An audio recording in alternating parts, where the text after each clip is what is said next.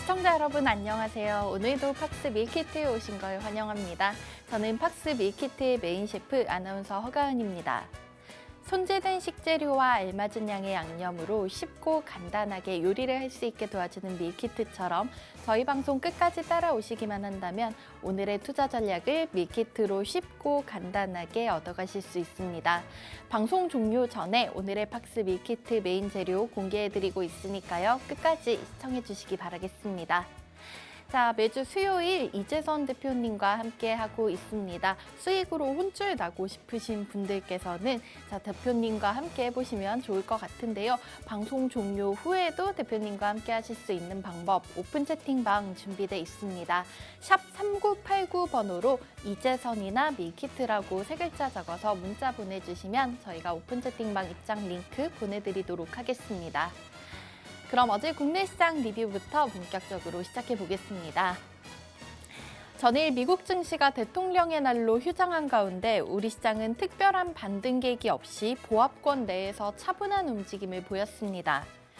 외국인 투자자들의 매매 동향은 제한됐고 미국과 우리나라의 긴축 기조도 불확실해지면서 투자 심리가 위축된 하루였는데요. 와중에 중국의 양회를 앞두고 인프라 투자가 확대될 것이라는 기대감이 커지면서 철강과 화학업종 등이 강세를 보였습니다. 원달러 환율은 하루 만에 다시 소폭 오름세로 돌아섰는데요. 뉴욕 증시 휴장으로 인해 장중 횡보하는 모양이었습니다. 전거래일보다 1원 40전 올린 1295원 90전에서 마감됐습니다. 양지수는 장 초반 상승과 하락을 넘나들었지만 오전 11시쯤부터는 계속해서 플러스권에서 움직이다 강보합 수준에서 마쳤습니다. 이번 주 들어 2거래일 연속 동반 상승 마감입니다. 코스피 지수는 전날보다 4포인트 조금 안 되게 오른 2,458선에서 마무리됐고요. 코스닥은 7점인 793선에서 종가 기록했는데 작년 9월 중순 이후로 약 5개월 만에 최고치입니다. 매매 동향까지 보시고 넘어가겠습니다. 유가증권 시장에서는 개인과 외국인 투자자들이 각각 300억 전후로 사들였고요. 기관만 900억이 넘게 팔았습니다. 특히 금융투자업계가 2,100억 넘게 대량으로 순매도하면서 증시에는 부담 요인으로 작용됐습니다. 코스닥 시장에는 외국인과 기관의 쌍끌이 팔자세가 들어왔습니다. 다만 개인이 500억 가까이 담으면서 지수는 상승했습니다. 글로벌로 넘어가서 외식 밀키트까지 체크해 보겠습니다. 연휴를 지내고 돌아온 뉴욕 증시는 연준이 또다시 빅스텝을 단행할 가능성이 높아지면서 공포심에 파랗게 질렸습니다. 최근 연준 고위 인사들의 발언에 더불어 다음 날 발표될 2월 FOMC 의사록 내용이 매파적일 수 있다는 우려감에 선물 시장에서는 다음 달 기준금리가 5에서 5.25%까지 높아질 가능성을 24%까지 봤습니다. 채권 시장이 빠르게 반응하면서 금리는 작년 11월 이후로 가장 높은 수준까지 치솟았는데요. 2년물 국채 금리는 전거래일보다 13bp가량 급등하면서 장중에 4.738%까지 올랐고 10년물 국채 금리 또한 14bp 가까이 폭등하면서 3.962%까지 상승했습니다. 이날도 경제 지표는 강했습니다. 2월 서비스업 구매관리자 지수 예비치는 50.5를 기록하면서 8개월 만에 확장 국면으로 돌아섰고 제조업 PMI 예비치는 50을 밑돌았지만 4개월 만에 최고치를 경신했습니다. 월마트와 홈디포는 대체로 긍정적인 실적을 발표했지만 올해 가이던스가 예상치를 밑돌면서 시장에서는 부담으로 작용했습니다. 4분기 순이익과 매출이 모두 전망치를 웃돈 월마트의 간밤 주가는 0.6% 상승에 그쳤고요. 홈디포는 7% 넘게 하락했습니다. 3대 지수는 모두 2% 약세로 지난 밤 장을 마쳤는데요. 다우산업지수가 2.06%, 나스닥은 2.5%, S&P 500 2% 내렸습니다. 그럼 오늘 함께할 이재선 대표님께서 알려주셨던 종목들의 수익률도 확인해 보겠습니다. 먼저 모든 수익률이 두 자릿수를 넘어서서 세 자릿수 200%를 향해서 달려가고 있는 종목도 보실 수 있는데요. 1월의 기적이었던 레인보우 로보틱스. 자, 먼저 보유하고 계셨던 분들의 계좌에 무지개를 그려준 종목입니다. 173% 넘는 수익률 가져가고 있고요. 위메이드 맥스 같은 경우에는 오늘 좀 구체적으로 리뷰 도와준다고 하셨습니다. 120% 넘는 수익 지금까지 기록 중입니다. 그리고 유엔젤이 54%, 비트나인 25% 수익 챙겨가실 수 있도록 도와주셨고요. SMCNC, 지난주에 나오셔서 우리 하이브와 SM 얘기 너무나 재미있게 풀어주셨는데요. SMCNC 2월 9일에 3,645원에 진입해서 현재 5,990원에 매도 타이밍 잡아주시면서 64% 넘는 수익 가져가실 수 있게 도와주셨습니다. 그리고 드래곤플라이와 MK전자, 컴투스 이 세 종목 모두 20% 전후의 수익률 기록하고 있는데요. 오늘도 대표님께서 알려주시는 돈줄 종목 주목해보시면 여러분의 계좌에도 세 자릿수 수익률이 가능할 것 같습니다. 그럼 자리 옮겨서 본격적으로 이재선 대표님과 함께 볼게요.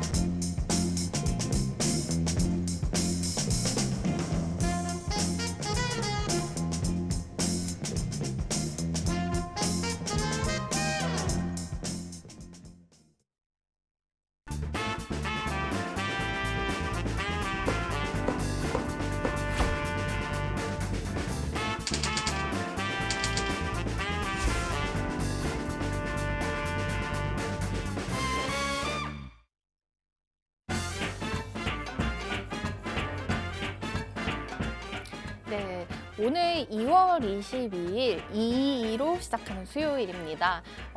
이분과 함께하면은 우리 시청자분들의 계좌에도 222% 수익률 가능할 것처럼 보이는데요. 이재선 대표님 나와 계십니다. 대표님 안녕하세요. 네, 안녕하세요. 제가 매주 저희 의상에서 공통점을 찾아보고 있는데 네. 오늘은 약간 잘 안 리본인가요? 보이나요? 리본이 네. 어때요? 오늘은 또 리본이 또 공통점이 있는 것 같네요. 네, 오늘 한번 찾아보겠습니다. 자, 우리 네. 대표님도 시청자분들께 인사 한번 드리고 시작할까요? 네, 안녕하세요. 여러분을 수익으로 혼쭐 내드리는 돈줄 선생 이재선입니다. 자, 제가 매주 목요일 아침 7시 풍문으로 도로소에서 여러분 찾아뵙고 있다가 주식 밀키트도 이제 벌써 한 3달 정도 돼가는 것 같네요. 자, 여러분과 함께 지금 오늘도 개장 초 어떤 종목들, 어떤 섹터들 관심 가져야 봐야 되는지 낱낱이 분석해 드리도록 할 테니 채널 고정하시고 오늘도 끝까지 좀 즐거운 대화로 주식시장 이어가도록 하겠습니다. 네, 오늘도 개장 이후에 돈줄 종목들 잡아드리러 왔습니다. 이재선 대표님 우선은 수익률 리뷰 들어봐야겠는데요. 앞서 제가 예고를 해드렸어요. 위메이드 맥스 얘기해 주실 거다. 120% 수익률 세 자릿수 들어왔는데 최근에 또 위메이드 그룹주들 한번 상한가를 단체로 이제 가족들이 다 같이 갔더라고요. 네. 네, 그래서 기대를 하고 있고 또 SMCNC 네. 얘기도 잠깐 해주신다고요. 네네. 지난주에 저희 SM 하이브 얘기 저 진짜 재밌게 들었거든요.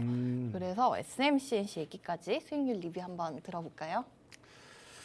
네, 이번 주 같은 경우에는 뭐 수익률 리뷰는 뭐 간단히만 하고 넘어가도 될 것 같아요. 뭐 위메이드 맥스 같은 경우는 뭐 저번에도 이제 저희가 이제 꾸준히 말씀을 드렸듯이 이게 위믹스 상장이 이제 폐지가 되면서 문제가 많이 되지 않았습니까? 네. 자, 그런데 뭐 다시 재상장 이슈가 나오고 있어요. 그러면서 뭐 자연스럽게 올라왔다 보시면 될 것 같고요.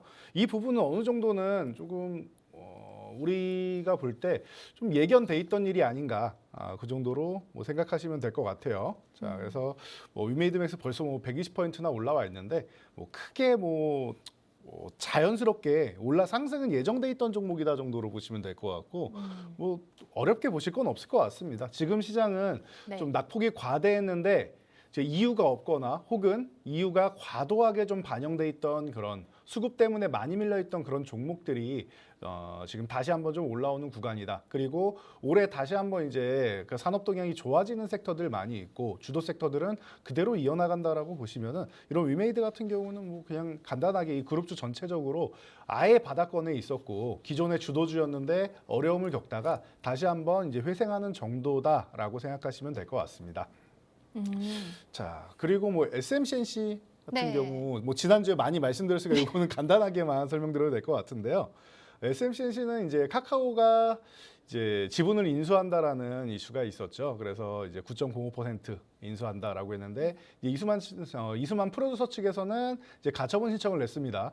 이 부분에 대해서 경영권 프리미엄이나 하나도 인정 안 해주고 그 당시 주가가 공시 나올 때 99,700원이었습니다. 자, 그런데 유상자 가격이랑 보니까 91,000원 정도 수준이었어요. 그러다 보니까 이거는 이제 너무나도 좀 낮은 가격에 증자를 하는 거 아니냐라고 해서 이제 가처분 신청을 냈는데 이 결과가 나와야 카카오니 하이브니 여러분들이 좀 이제 대응이 가능하실 것 같아요. 이 결과가 나오기 전까지는 지금 하이브 측에서도 뭐 12만 원 공개 매수 가격 뭐 변동할 생각이 없다라고 얘기를 하고 있죠. 뭐 그러다 보니까 잠시 소강 상태에 있는데 이 이슈가 딱 끝나면은 다시 한번 얘기가 나올 겁니다. 그럼 카카오도 이대로 물러서지는 않을 것 같고요. 일단은 24일 정도 되면은 이번 주죠.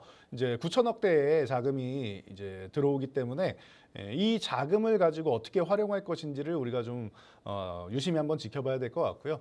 카카오는 좀 적극적으로 달려들지 않을까 싶습니다. 이 사건의 뭐 발단이다 보니 뭐 이 부분에 대해서는 뭐 우리가 딱히 뭐 다르게 생각할 필요는 없다. 적극적으로 달려들 가능성이 높다 보시면 되고 하이브 같은 경우는 SM에서 애초에 경쟁사라서 기회를 차단했었는데 기회를 열어주기 시작한 거죠. 카카오랑 얘기가 잘 된다라고 하면 하이브랑 뭐 굳이 손을 잡을 이유는 없어요. SM 같은 경우는. 그래서 이 정도로 보시면 될 것 같고 카카오하고 얘기가 잘 안 됐을 경우 가격적인 조율이나 이런 부분이 잘 안 됐을 경우에 뭐 차선책으로 이제 하이브랑 이제 이수만 프로듀서가 이제 지분 양도에 대한 이슈를 이제 만들 수 있다. 요 정도로 지금은 당장은 압축하면서 이제 가처분 신청을 기다리시면 될 것 같습니다. 네, 종목 수익률 4개 들어봤습니다. 우리 위메이드 맥스와 SMCNC에 대해서 설명을 도와주셨고요. 잠깐 한 가지 저희 이 얘기는 좀 짚고 넘어가야 될 것 같기는 한데요. 내일 이제 우리 국내 시장에 빅 이벤트가 예정돼 있는 부분이 있습니다. 바로 한국은행의 금융통화위원회가 열리죠. 우선은 기준금리 다들 좀 동결로 예상을 하고 있는데 미국이 만약에 3월에 빅스텝 올리면은 우리나라 또 약간 위기가 올 것 같기도 하고 환율이 다시 또 1,300원 가까이 올라가고 있는데 우리 대표님 이 우리나라 금융통화위원회 우리나라 기준금리 어떻게 보고 계신가요? 우리나라 금통위는 사실 선제적으로 뭔가 크게 움직이기는 어려운데 이번 같은 경우는 우리나라가 먼저 금리 인상을 시작했죠. 아파트 가격이 너무나도 올라가면서 네. 선제적으로 이 금리 인상을 하게 되면은 물가를 잡는 데 도움된다라고 하는데 그 중에서 가장 빠르게 가장 먼저 민감하게 반응하는 게 이제 부동산 가격입니다. 자, 그렇기 때문에 우리 기존에 얼만큼 올라갔었는지 알고 계시죠? 그리고 지금 그 당시에 아파트 구매하신 분들 곡소리 나게끔 떨어지고 있습니다. 자, 보시면 알겠지만 아파트 가격이 강하게 안정이 되고 있고 나머지 물가는 우리가 자체적으로 좀 잡기에는 사실 쉽지는 않습니다. 그렇기 때문에 이번에는 전체적으로 좀 동결 쪽을 좀 외치는 방향이 좀 높은 것 같은데요. 이건 뭐 지켜보면 될 것 같고요. 무리하진 않을 거라고 봅니다. 그리고 미국 같은 경우도 빅스텝 얘기가 솔솔 나오고 있는데 얘기가 나오는 거지 이렇게 보시면 될 것 같아요. 한 100명의 의견이 있으면은 그 중에 소수의 의견이 빅스텝을 외치고 있는 거예요. 다수의 의견이 대부분이 빅스텝을 외치는 게 아니라 일단 소수의 의견이 외치고 있는 것이고 3월까지 뭐 지표해가지고 더더욱 뭐 강하게 악화된다라고 하면 모르겠지만 그렇지 않으면 아직까지는 소수의 의견 정도 이런 의견이 있다 정도로 보시면 될 것 같아요. 미국 같은 경우는 지금 빅스텝을 단행할 경우에는 기존의 목표치로 삼았던 목표 금리를 훨씬 더 넘어가게 됩니다. 그러면 당연히 주식시장은 한 번 정도는 출렁일 수 있습니다. 그렇기 때문에 그러한 금융에 대해서 기존의 작년 같은 경우에는 강하게 이제 긴축으로 드라이브를 걸었지만 지금 다시 한번 이렇게 할 정도까지의 수준은 아니다 정도로 보시면 될 것 같고요. 3월에 만약에 뭐 물가 지표가 갑작스럽게 뭐 급등을 한다거나 하지만 않는다라고 하면은 뭐 이번에 2월에 발표된 것도 1월까지는 이제 계절적인 요인이 있었고 지표를 뭐 집계하는 부분에 있어서 좀 방식이 좀 달라졌다라는 얘기가 있었는데 뭐 다음 달까지 해서 급등만 안 나오면 됩니다. 뭐 비슷하게 유지되거나 약간 낮아지면 아주 좋겠죠. 그래서 그 정도만 유지가 돼도 빅스텝 가능성은 그렇게 높지는 않다.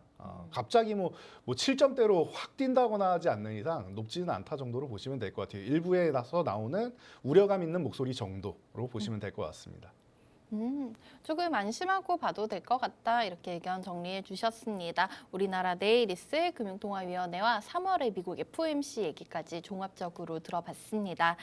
현재 시간 8시 45분 35초 지나고 있고요. 예상지수 한번 짚어드리고 대표님께 HLB 얘기 또 지난주 SM에 이어서 오늘 HLB 얘기를 재미있게 들어보도록 하겠습니다. 예상지수 먼저 확인을 해드리자면은 우선 간밤에 미국장 2%대 3대 지수 모두 약세로 마쳤는데요. 그 영향이 있는 것 같습니다. 우리 지수도 1%대 전후의 낙폭으로 시작하려고 대기하고 있습니다.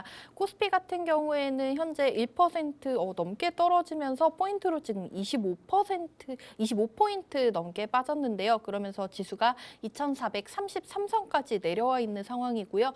코스닥도 0.9% 빠지면서 786선에서 출발 대기하고 있습니다. 우선은 양지수 하락 출발하려고 하고 있다는 점 알려드리도록 하고요. 개장 후에 다시 한번 지수 확인해 보도록 하겠습니다. 자, 그러면은 본격적으로 이재선 대표님께서 얘기해 주시는 HLB 그룹 이야기. 자, 최근에 이슈가 나왔었던 부분이 물적 분할. 네. 그 사실은 저희가 물적 분할을 좀 한다고 하면 안 좋아야 되는데 상한가를 막 가고 좀 반기는 분위기였어요. 그 네. 이유를 봤더니 좀 직설적으로 얘기를 하자면 돈이 안 되는 사업은 떼내서 분리시키겠다 이렇게 볼 수가 있을 것 같은데 제가 모르는 또 더 자세한 내용이 있는 거죠.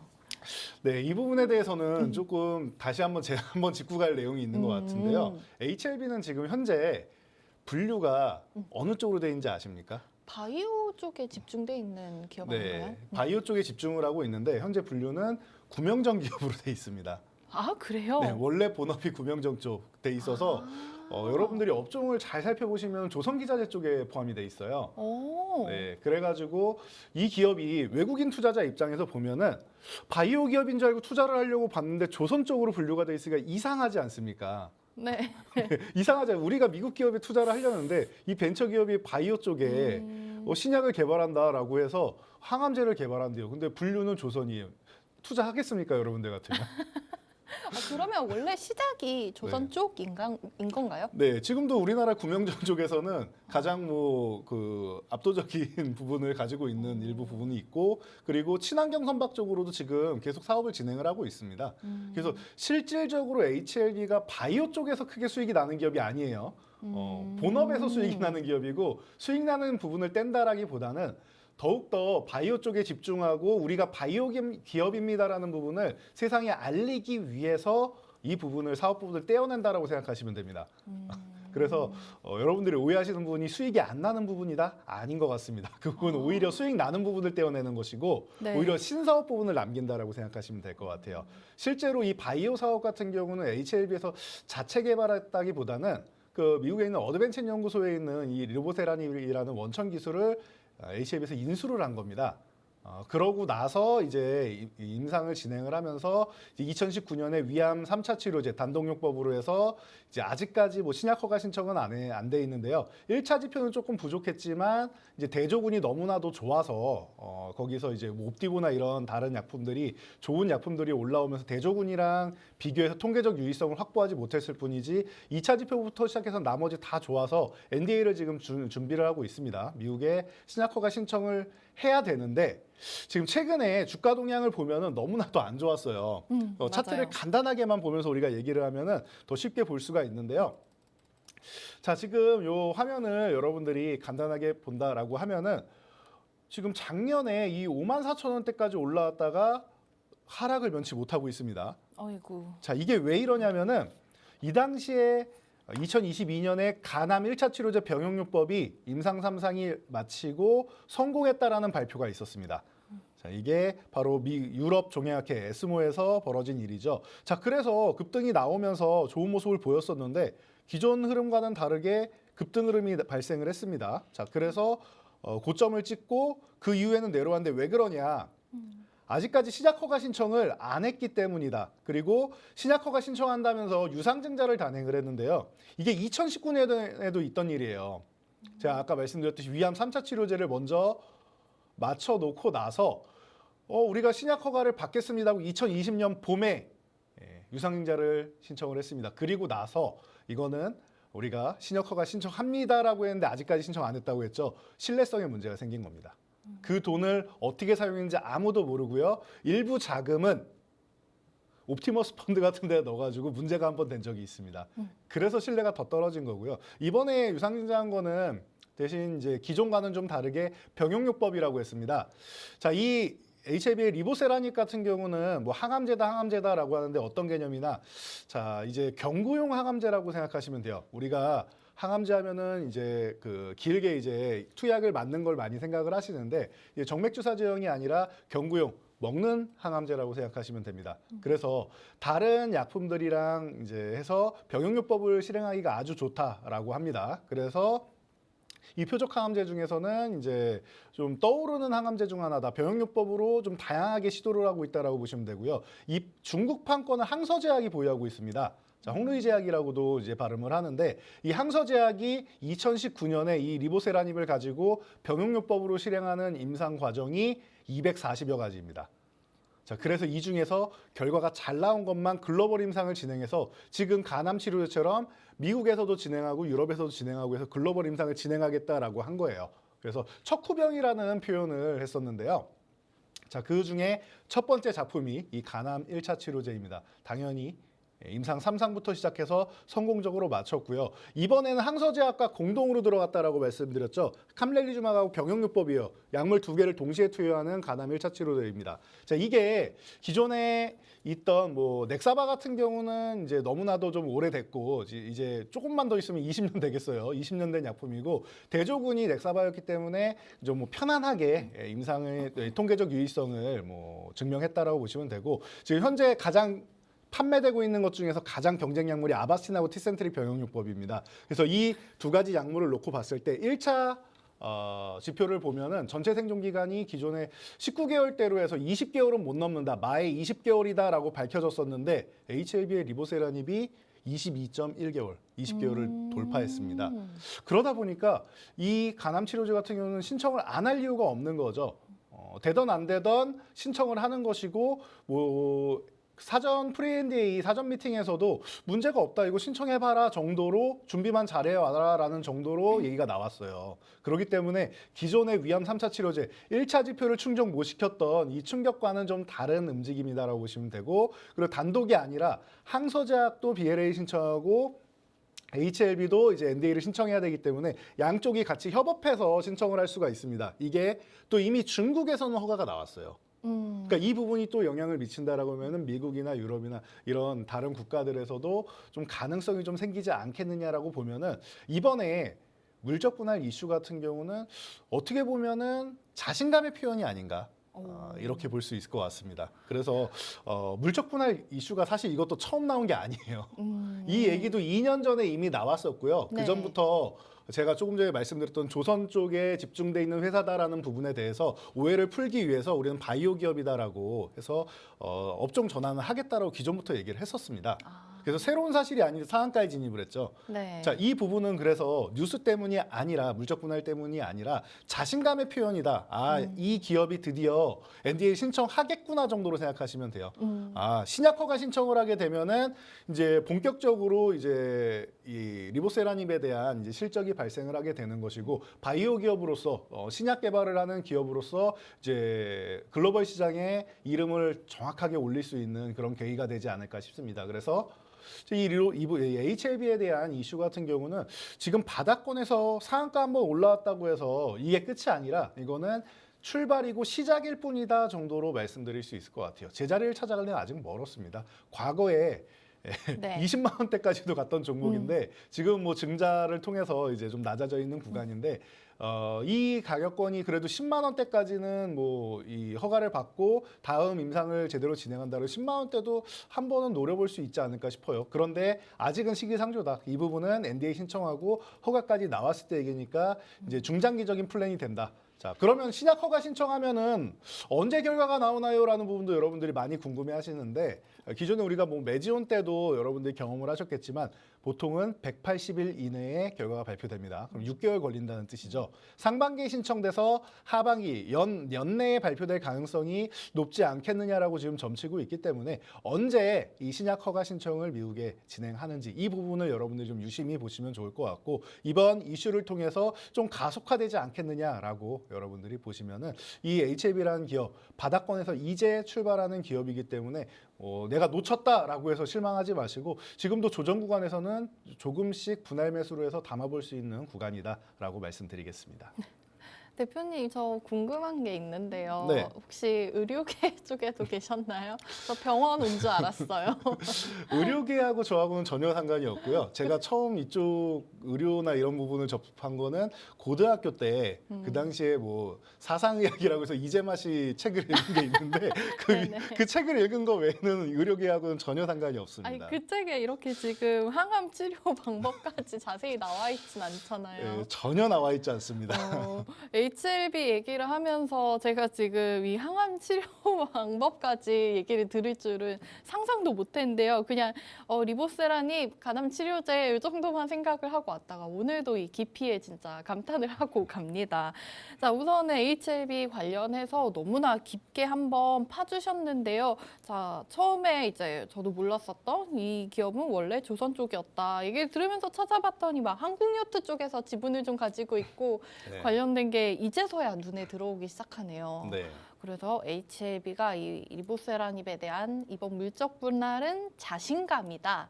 이렇게 볼 수 있겠고 아직까지도 좀 조정받는 구간에서는 조금씩 모아갈 수 있는 포인트다. 이렇게 이 긴 얘기를 제가 이렇게 정리를 해도 될지 모르겠지만 네. 이렇게 한번 시청자분들께 요약을 해드리도록 하겠습니다. 재밌어요. 너무. 다음 주도 또 기대가 되는데요.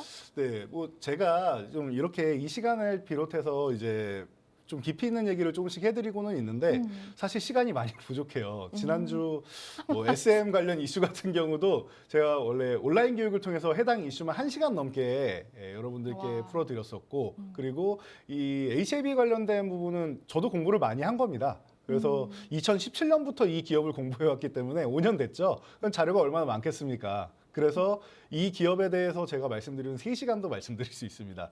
그런데 3시간 동안 말씀드리면 지루하실 테니까 조금 더 자세한 얘기, 뭐 그 항암제에 대한 얘기 그리고 HLB에 대한 얘기 너무나도 좀 짧게 말씀드렸는데 이 바이오 기업 같은 경우는 디테일하게 좀 알아야 여러분들이 투자를 하실 수가 있어요. 안 그러면은 이제 실적이나 이런 부분에 있어서 좀 적자 기업이 많기 때문에 제가 저희 그 QR코드 찍고 들어오시면은 저희 온라인 교육을 통해서 이 기업도 좀 낱낱이 분석을 해서 여러분들 투자하실 수 있는 자신감 생길 수 있도록 도와드릴 테니까 입장하시면 될 것 같습니다.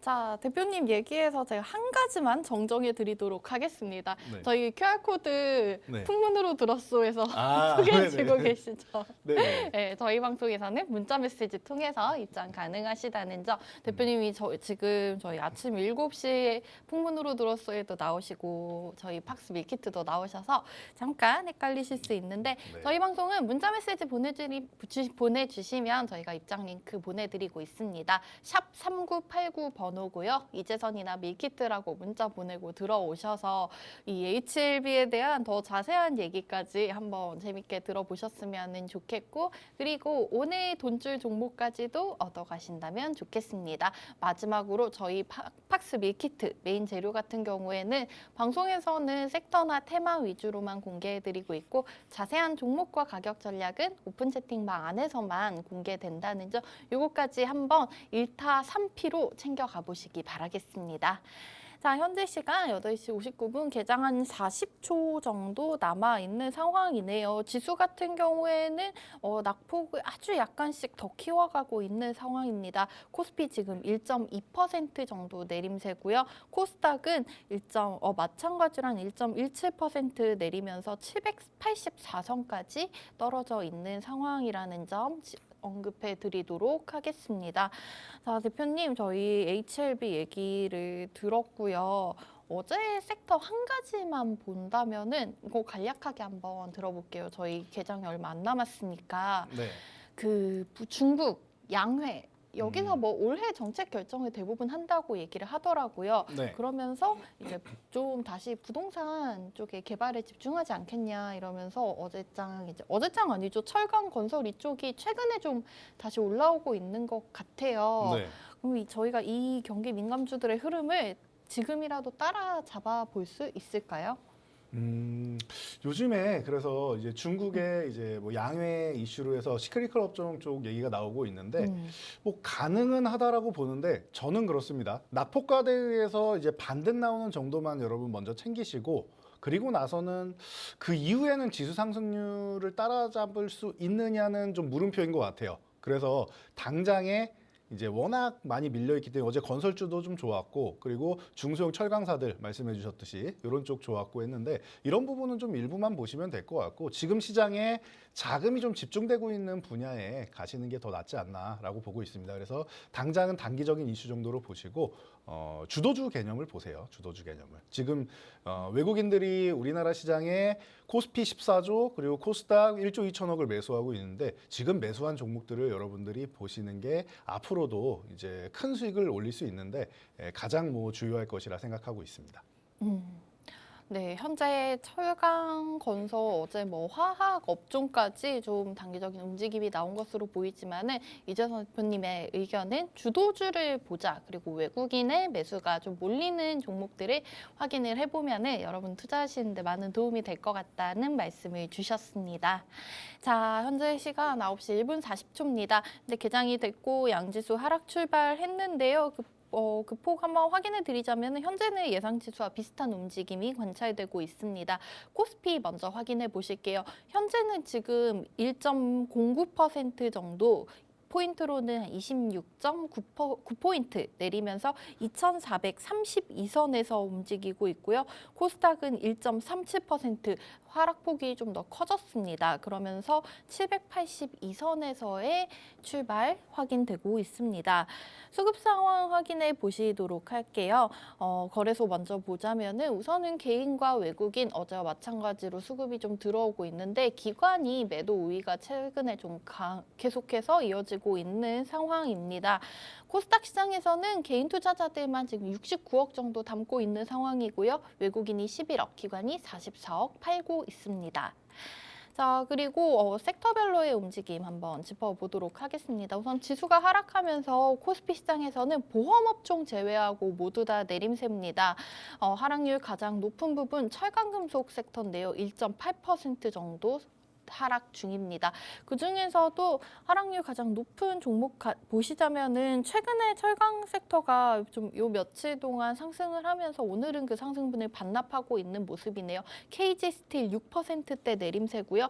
포스코 스틸레온 어제는 조금 올랐었는데 오늘은 2.74% 정도 내림세입니다. 그리고 남선 알미늄 우선주 같은 경우에도 2.4% 정도 약세로 출발합니다. 뒤이어서 섬유의복 섹터 1.2% 하락 중인데요. 메타랩스가 3.7%, 인디에프 2.75%, 전방이 최근에 좀 많이 올랐었는데 오늘장 2%대 약세로 시작합니다. 코스닥 시장까지 이어서 확인해 보도록 할게요. 여기도 기타 제조 업종을 제외하고 모든 업종이 하락으로 출발하고 있는데요. 그중에서도 종이목재 업종이 2% 가깝게 가장 많이 빠지고 있습니다. 동화기업과 한국패키지가 2%대, 무림FC 무림 SP 1.8% 하락입니다. 방송 서비스 업종 같은 경우에도 지금 낙폭이 좀 커져가고 있는 상황입니다. 종목을 확인해 보시자면 스튜디오 미르 최근에 신규 상장 주죠. 오늘 장에서는 3%대 하락으로 출발하고 있고요. CJENM, 한국경제TV, SMCNC 이런 종목들 모두 다 내림세입니다. 자, 우선은 지수가 좀 많이 빠지면서 대부분의 종목과 업종이 하락으로 출발하고 있다는 점 알려드리도록 하겠습니다. 자, 대표님 그러면 오늘의 돈줄 종목들까지 확인해 볼까요? 종목 검색기 포착된 종목들 오늘 장에서도 한번 소개해 도와주세요. 네, 오늘 종목 검색기에 포착된 종목 중에 디스플레이텍 어제 핵심 섹터 중 또 하나의 전기차 충전 섹터들이 있었습니다. 맞아요. 네, 그러다 보니까 이제 오늘까지 연결이 되는데요. 디스플레이텍은 어제 이게 7%대에서 이제 포착이 돼서 20% 이미 수익이 발생하고 오늘 다시 한번 포착이 됐습니다. 자, 그래서 지금 확인을 하시면 지금 6,800원 구간에 이게 돈줄선인데요. 이게 아주 중요한 구간입니다. 돈줄선. 네, 제가 항상 중요한 가격대를 항상 이 시간대에 여러분들께 개장 초에 집중하세요 말씀을 드리는데 맞아요. 6,800원입니다. 자, 6,800원 구간을 유지한다라고 하면은 조금 보유해 보겠죠. 이 구간이 이탈하면 한번 우수수 쏟아지면서 다시 한번 이 갭을 메우러 내려갈 수가 있습니다. 그리고 이 구간을 저항으로 여길 수가 있어요. 그래서 기존 저항 구간이 6,800원 오늘 갭으로 넘어온 건 좋으니 양봉 전환을 해줘야 됩니다. 양봉 전환 못하면은 이것 또한 고점 시그널이 될 수 있으니 양봉 전환 되는지 잘 체크하시고요. 6,800원 유지되고 양봉 전환 한다라고 하면 조금 더 보시면서 이제 어제의 수익률을 좀 붙여 나간다 생각하시면 될 것 같고요. 자, 제주은행 같은 경우가 또 잡혔는데 이 종목 또한 최근에 너무 많이 올라왔어요. 아, 그렇죠. 제주은행 진짜 무서운 것 같아요. 네, 이 종목을 작년에 이제 저희 풍문으로 들어서 시간에 이제 말씀드리고 벌써 200%나 올라왔는데 네. 어제 기준으로 해서 이 이틀 전 기준으로 해서 202%였습니다. 그래서 오. 어마어마한데 이제 기간은 조금 걸렸죠. 수개월간의 네. 시간을 두고 이제 금리 인상 수혜주입니다라고 해서 금융주를 보시면은 제주은행 같은 경우가 좋고 이제 틈새 시장으로 제주은행 놓치신 분들 후발주로는 푸른저축은행 같은 경우 단기적으로만 보세요. 제주은행이 대장입니다. 조정받으면 이동하세요 말씀을 드렸는데 너무나도 꾸준하게 올라오고 있습니다. 근데 이 정도 올라오면은 여러분 이제는 조금 놓아줄 때가 되지 않았나 싶어요. 200%면 충분하죠. 네, 그래서 이 종목은 돈줄선이나 이런 부분을 생각할 거 없이 그냥 이제는 슬그머니 여러분들이 조금 내려놓으시고 휴식을 충분히 준 다음에 우리 사람도 100m 달리기를 전력 질주를 하게 되면은 숨도 가쁘고 다리도 아프지 않습니까? 그러면은 다리 마사지를 해주고 심호흡을 해주고 휴식을 취하 또 뛸 수 있습니다. 주식도 마찬가지예요. 열심히 뛰어 올라온 종목들은 조금 쉬게 놔두시고 올해 다시 한번 또 주도주로 자리 잡는 종목들을 좀 보시면 좋지 않을까 싶습니다. 그래서 우선적으로 이 두 종목 말씀드리고요. 휴맥스 홀딩스라든가 이런 디스플레이텍과 연관돼 있는 이런 종목들 같이 지금 종목 검색기에 포착되고 있으니까 여러분들이 오늘 장 개장 초에 좀 약세를 보인다라고 해서 실망하실 거 없어요. 재미있는 거는 이 종목 검색기는 시장이 전체적으로 환호하는 미국장이 2% 이상 상승했을 때 그때도 좋지만 오히려 마이너스로 끝났을 때가 기회가 되는 종목들이 많습니다. 왜냐하면은 여러분 시장이 전체적으로 미국장부터 환호한다고 하면 전체 대다수의 섹터에 자금이 분산이 되게 이렇게 돼 있어요. 여기도 들어가고 여기도 들어가요. 전기전자도 들어가고 전기차도 다 분산이 된단 말이에요. 그런데 시장이 쓱 내려가게 되면은 나머지 부분에서 자금이 빠져나와서 특정 섹터에만 집중이 됩니다. 그렇기 때문에 오히려 이 미국 증시가 이제 1% 이상 하락한 날 같은 경우에 저희 종목 검색기는 조금 더 빛을 발하지 않나 싶습니다. 그래서 오늘도 저희 이제 교육방에서는 여러분들과 함께 소통을 하면서 지금 저희 막내연구원이 계속 올려드리고 있는 것으로 알고 있는데 기준 딱 잡아드리고 있으니까 여러분들 그 기준에 맞게 이제 트레이딩 관점으로 보시면은 지수가 약세라고 해서 겁먹을 필요 없습니다. 이런 구간에서는 이런 이 종목 검색기 포착되는 종목들로 수익률 보충하시면 될 것 같습니다. 네, 오늘 장 우선은 이렇게 하락하는 장 속에서도 종목 검색기가 포착한 종목들 확인해 보시기 바라겠고요. 다른 종목들 조금만 더 짚어드리자면은 현재 대표님께서 아까 전기차 충전, 디스플레이텍 얘기를 해주셨는데요. 휴맥스홀딩스가 방금 상한가 진입했다는 점 알려드리도록 하겠습니다. 이 전기차 충전 같은 경우에는 어제장에서도 좀 테마가 뜨거웠었죠. 말씀해 주신 대로 대기업들이 계속해서 이 시장에 뛰어들고 있고요. SK그룹의 전기차 충전기 제조 판매 계열사를 맡고 있는 SK 시그넷이 작년 12월에 영국에서 첫 수주에 성공했다. 이런 소식이 전해진 영향도 있고요. 또 유럽에서 전기차나 이런 충전 쪽의 시장에 성장이 가속화될 것이라는 기대감이 좀 반영이 돼 있는 것 같습니다. 어제장 그리고 시간 외에 이어서 오늘장에서도 관련 종목들 강한 모습 보여주고 있습니다. 휴맥스 같은 경우에도 지금 23% 넘게 급등하고 있는 모습이 확인되고 있고요. 그리고 앞서 말씀해 주셨던 디스플레이텍 같은 경우에도 어제 상한가 진입한 만큼 오늘 이 종목 같은 경우에 갭상승으로 출발해서 현재는 3%, 4% 정도 강세를 보이고 있는 모습입니다.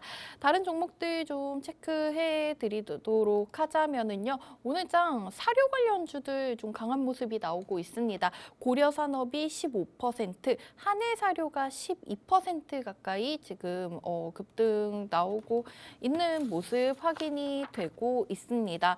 자, 이 사료 관련 종목들 다시 이제 상승이 좀 돌아오는 게 그 러시아에서 핵 전쟁 얘기가 다시 좀 부각이 돼서일까요? 자, 러시아에서 핵 전쟁을 하겠다라기보다는 어떻게 보면은 이제 이틀 뒤면은 어떤 날인지 아십니까? 전쟁에 있어서. 1주년이라고 맞습니다. 들었습니다. 전쟁 1주년입니다. 그렇기 때문에 바이든 대통령이 우크라이나를 거쳐서 맞아요. 유럽에서 연설을 했죠. 그래서 이제 양쪽에서 명분 세우기라고 생각하시면 돼요.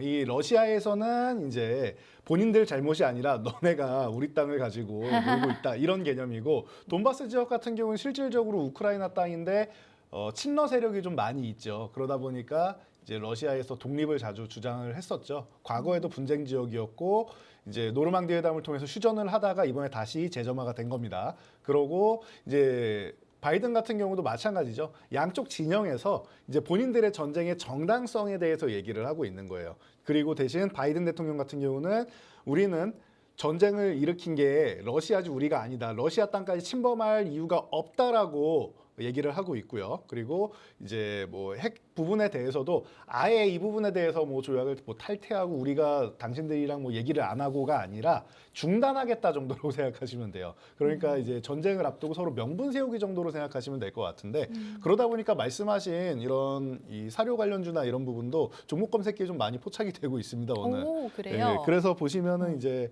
뭐 고려산업 같은 경우도 지금 현재 뭐 16% 정도 올라 있는데요. 이 종목도 개장 초부터 포착돼가지고 지금 뭐 강세를 보이고 있고, 그리고 전체적으로 뭐 한일 사료도 뭐 기본적으로 항상 뭐 세트 메뉴로 움직이죠. 한일 사료랑 이제 대주 산업 이렇게 움직이고 네. 있는데, 이렇게 음봉 나와 있는 종목들은 저점 대비해서 이렇게 딱 올라오는 구간에서만 보시면 될 것 같고요.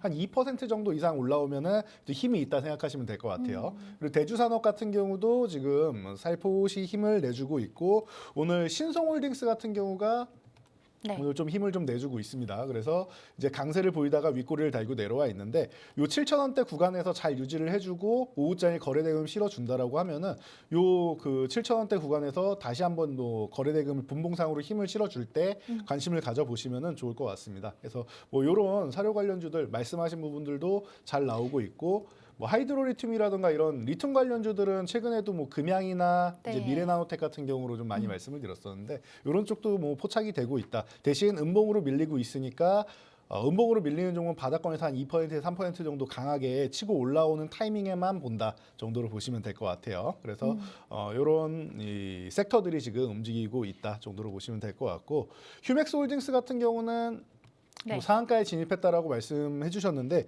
이 종목 또한 개장 초에 이제 포착이 되어서 이제 저희 그 연구원이 16%대에 올려놨더라고요. 오, 네, 그래서 이제 이 종목 또한 이제 올라가 있는데, 이 종목은 상한가 대응하는 방법 같은 경우도 저희가 교육을 다 해드리고 있죠. 당일날 뭐 간단하게 말씀드리면 일부는 청산을 하시고 3분의 1에서 절반 정도 수익 실현을 해놓으시고, 나머지 부분만 다음 날 오버나이트에서 이제 청산하는 방법 저희가 교육해드리고 있으니까, 어제도 디스플레이텍 메가텍 같은 경우 상한가에 진입한 다음에 오버나잇 하는 과정에 대해서 저희가 교육을 해드렸죠. 이런 부분을 저희와 함께 하시면은 뭐 상한가 간 종목 여러분들이 참 신기한 게 하락을 하면은 손실이니까 이제 마음 졸이시고 이제 상승을 하면은 수익이니까 또 언제 또 떨어질지 아니면 더 갈지 모르겠다라고 해가지고 이제 고민을 많이 하세요. 약간 신호등처럼 색깔에 반응하게 되는 게 있어요. 네. 그리고 상한가 가면은 분명히 상한가 가서 수익 난 건 좋은데 언제 또 풀려 내려올지 더 갈지 고민을 맞아요. 많이 하시더라고요.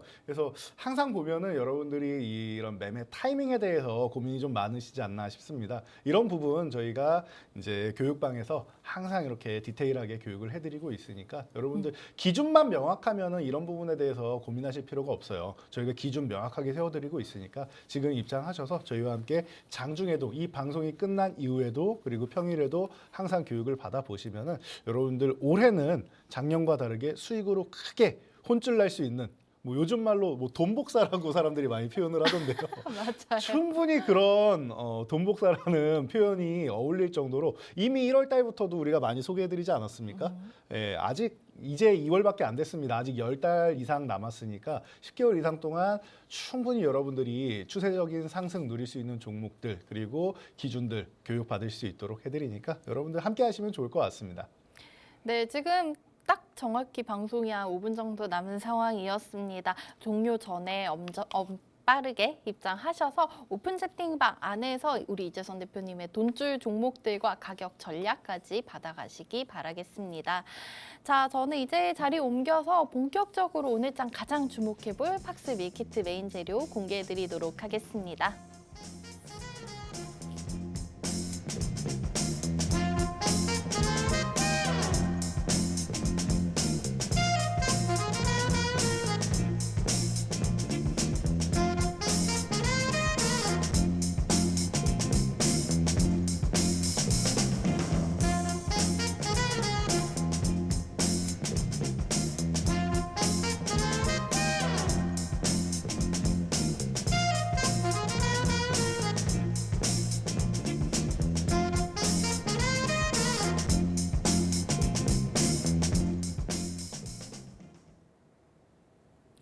네, 오늘 시장은 좀 하락 출발하고 있지만 그 와중에 이렇게 좀 상승하고 있는 종목들 확인해 드렸는데요. 자, 이런 장세 속에서도 잡아봐야 할 종목들 어떤 것들이 있는지 팍스 밀키트 메인 재료로 공개해 드리겠습니다. 이재선 대표님, 오늘의 팍스 밀키트는 어떤 재료 준비해 주셨을까요?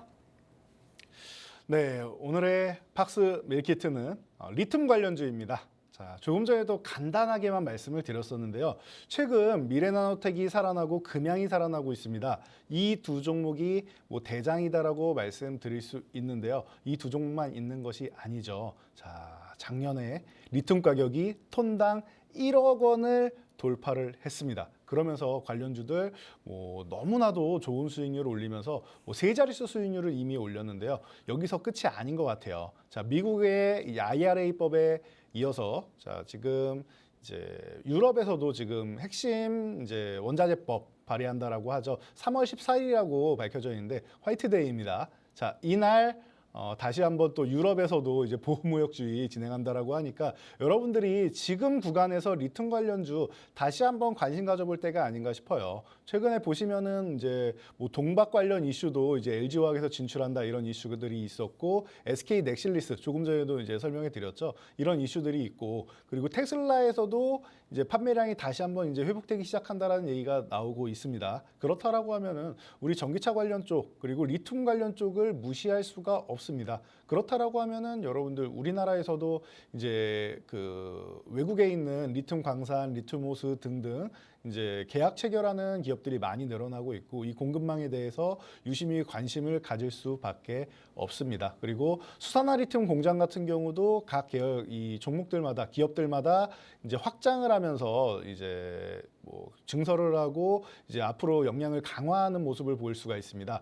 그렇다라고 하면 여러분들 지금 구간에서는 이 리튬 관련주를 좀 잡아봐야 된다라는 부분 체크하시고요. 이 섹터 내에서 아직 바닥권에서 움직이지 않고 있는 종목들이 있어요. 이런 종목들이 오늘부터 해서 시작될 수 있으니 여러분들이 지금 제일 좋아하는 게 급등 전 그리고 상승 초입에 포착하는 거 아니겠습니까? 지금이 바로 그 타이밍이 아닌가 싶습니다. 그래서 이미 올라간 종목들을 추격 매수해서 고점에서 물리는 것이 아닌 바로 바닥권, 이제 바닥권에 조정받은 후 이후에 상승 초입 구간에서 딱 여러분들이 매집을 하신다라고 하면은 올해도 그리고 오늘 그리고 올해 그리고 상반기 내내 여러분들이 너무나도 멋진 수익률을 올릴 수 있지 않을까 싶습니다. 그래서 이런 리튬 관련주들 같은 경우에 여러분들이 좀 집중해서 보실 만하고 오늘도 시장에서 좀 주목을 슬슬 받기 시작하는데요. 수급도 잘 들어오고 있습니다. 그렇다라고 하면 우리가 전혀 외면할 필요가 없다. 기준만 명확하게 가지고 있으면 된다라는 거죠. 그래서 매매하는 기준 저희가 알려드릴 것이고요. 그리고 이제 가격권 그리고 어떻게 트레이딩 관점으로 봐야 되는지 저희가 낱낱이 교육해 드릴 테니까 잠시 후에 저희 교육방에서 여러분들 함께 만나보도록 하겠습니다. 네, 이재선 대표님께서 알려주신 오늘의 팍스 밀키트 메인 재료는 바로 리튬 관련주였습니다. 자세한 종목과 가격 전략 오픈 채팅방 안에서 확인해 가실 수 있는데요. 샵 3989번으로 문자 보내주시면 됩니다. 자, 저희는 내일 아침 8시 30분에 다시 돌아오도록 하겠습니다. 지금까지 시청해주신 여러분 고맙습니다.